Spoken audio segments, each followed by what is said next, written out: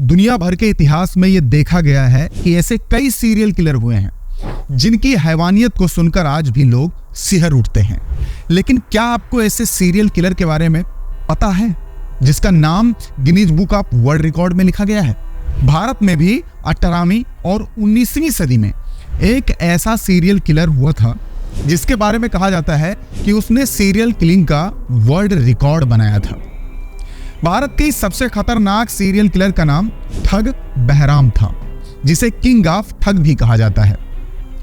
नमस्कार दोस्तों, मेरा नाम दीपक सिंह है और आप अगर हमारे इस चैनल पर नए हैं और आप पहला वीडियो देख रहे हैं तो इस चैनल को जरूर सब्सक्राइब कर लें और वीडियो को जरूर लाइक कर दें और बेल आइकन वाला बटन दबाना ना भूलें। दोस्तों, वर्ष 1765 में ठग बहराम का जन्म मध्य भारत के जबलपुर में हुआ था, जो कि अब मध्य प्रदेश का एक हिस्सा लगता है। ठग बहराम बचपन में बहुत ही सीधा साधा हुआ करता था, लेकिन उसकी दोस्ती बचपन में सैयद अमीर अली से हो गई, जो कि बहराम से करीब 25 वर्ष बड़ा था और अपने समय का एक कुख्यात ठग था। बहराम को ठगों के खूंखार दुनिया से परिचय कराने वाला कोई और नहीं, वो अमीर अली ही था।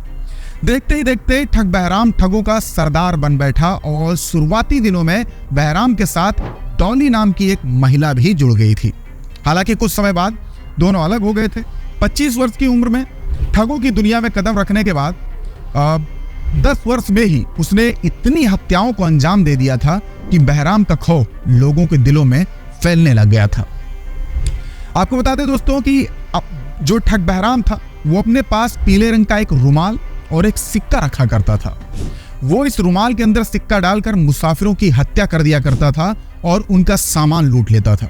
दोस्तों, उसका खौफ इतना था कि अगर लोगों को हल्की सी भी भनक लग जाती थी कि ठग बहराम इस रास्ते पर है, तो यकीन मानिए लोग अपना रास्ता बदल देते थे।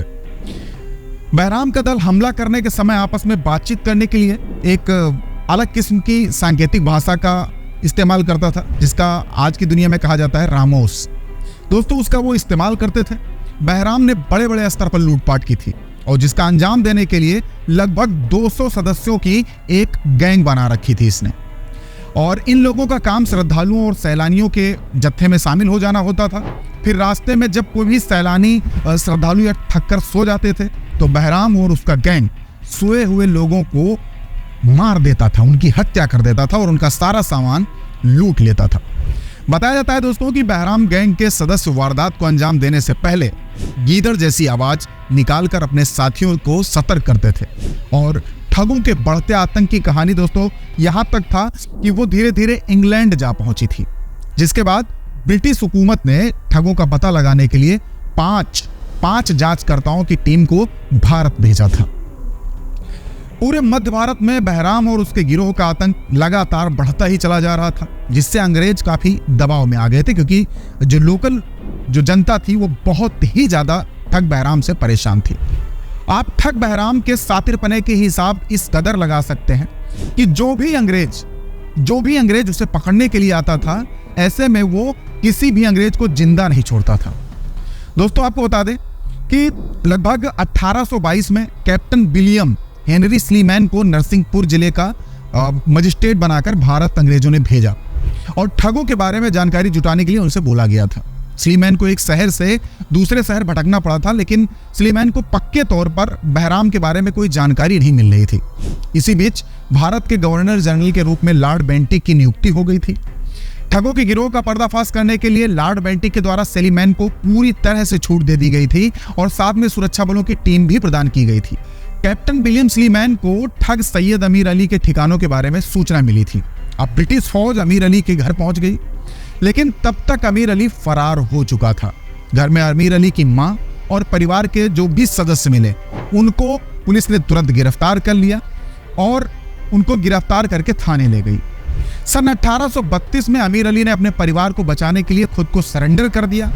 काफी पूछताछ के बाद में अमीर अली ने बहराम के बारे में पूरी जानकारी अंग्रेजों को पूरी की पूरी जानकारी बता दी।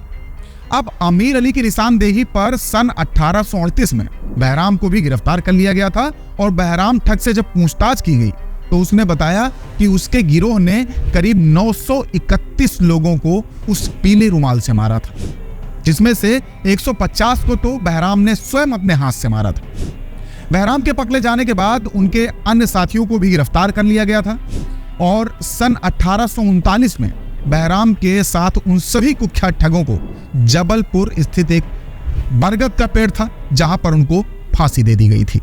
और जो नए सदस्य बहराम की गैंग में हाल ही में शामिल हुए थे उनको सुलेमान ने रियायत बरतते हुए एक सुधार गृह भेज दिया और 1790 से लेकर के 1840 के बीच में ठग बहराम ने, यकीन मानिए दोस्तों, 931 सीरियल किलिंग की, जो कि विश्व रिकॉर्ड है। इसलिए ठग बहराम का नाम Guinness book of world record में लिखा गया था।